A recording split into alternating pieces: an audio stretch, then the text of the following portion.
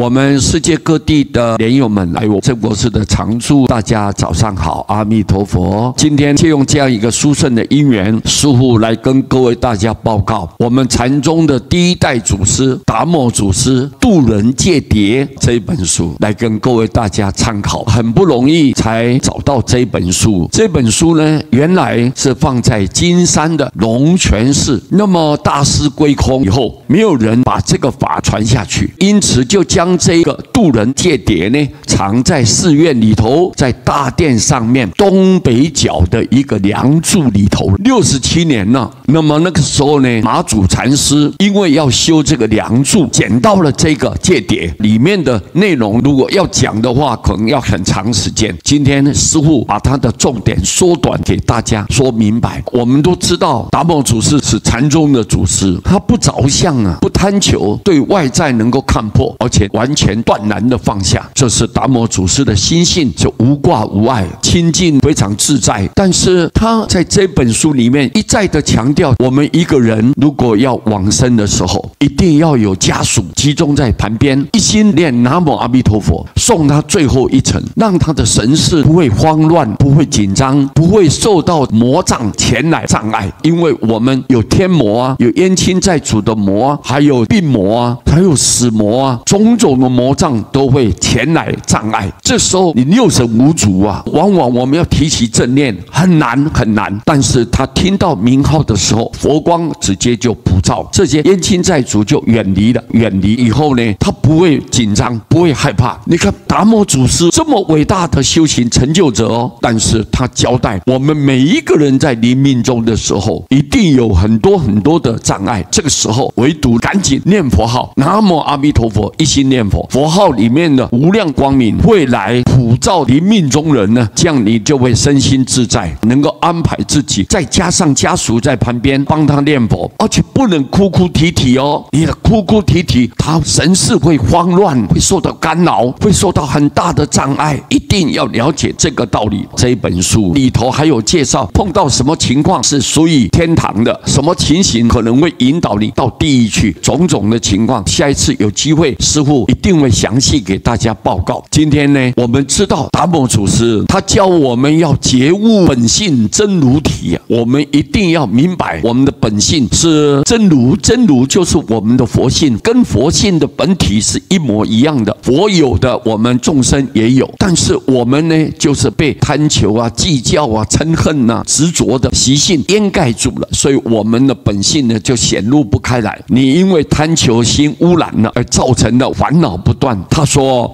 宽心得道永长明啊，你如果能够知道外在都是虚假的，你看心经告诉我们照见五蕴皆空嘛，所以我们对外在的形形色色绝对不贪求，那么你永远保持那种清明的状态，智慧会增长。不取以相空无比，就是不要去找这个外相，不要去贪求，不要受影响，要很清楚了解到这个是希望无比的东西，如如不动本来人啊，你的心如果不受影响，你的心是清净的，是光明的，是没有生灭的，那么这个才是本来的自己，这就是你自己啊。我简单给大众来报告，达摩祖师交代我们一定要谨记在心。重点在哪里？临命中一定要有亲人或者家属，甚至于善知识到旁边帮他助念，送他最后一程。家属绝对不能哭哭啼啼，会影响到他灵识上受到干扰。如果没有念佛，他的心灵没有归属感，这一点呢，也是达摩祖师特别叮咛交代我们一定要这样做的。我记得大概17、18年前，我有一回在睡觉的时候，我的神识不知道怎么讲的，就走在一个很空旷的大马路上面，一望无际啊，这一条马路很宽很长，我就一直走到路底，就有一间寺庙。我一看，哇，这个寺庙太壮观了，盖得很大很大，外头的牌匾就写达摩祖师殿，哇，太殊胜了，太难得了。我今天能够到祖师这里来参拜，这个是非常稀有的，我满心的欢喜，我就赶紧进去了。一进去看，所有大殿很宽敞，盖得很雄伟，但是里头什么东西都没有，只有一个法座，其他壁画也没有，桌子啦、椅子什么都没有，包括活龛也都没有，只有达摩祖师坐在法座上面，跟我们所看到的画像一模一样的，浓眉粗眼的，胡须好好长哦。我一看，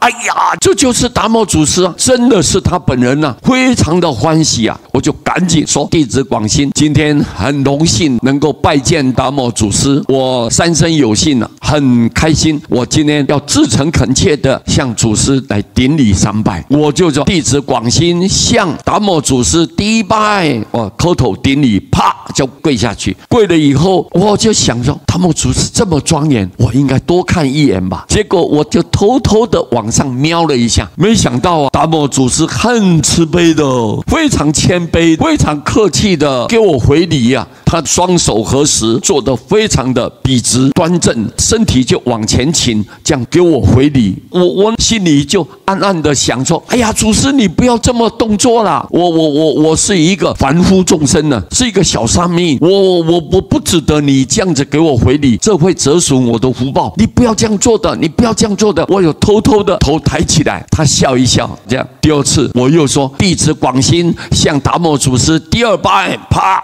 又跪下去。我跪了以后，我心里又想说，哎呀，达摩祖师太庄严了，怎么跟我看的画像完全一模一样的呢？太殊胜了！今天我能够来到这里参拜，真的是过去不知道烧了多少好香，才有这样的福德因缘。感谢！我又偷偷的看了他一下，没想到达摩祖师仍然双手合十，身体向前倾，给我回礼一下。我心里面又感到很羞愧，我说，达摩祖师，你千万不要回礼了，我是一个没有修行的人呐，怎么承受得住达摩祖师这么慈悲来给我回礼呢？不敢当，不敢当，我就赶快站起来。站起来以后，我又拜第三拜。拜下去的时候，我也是感觉说，我应该要多看一眼才对，所以我又偷偷看了他一下。他也是一样，很谦卑的，很慈悲的。他头又低低的，双手合十，然后身体往前倾，他是坐的哦，给我回礼。我很羞愧，很羞愧，我何德何能，我不堪达摩祖师对我这么大的厚礼了。我不敢当，不敢当，我就赶快起来往前走几步。结果想不到达摩祖师啊，唰一下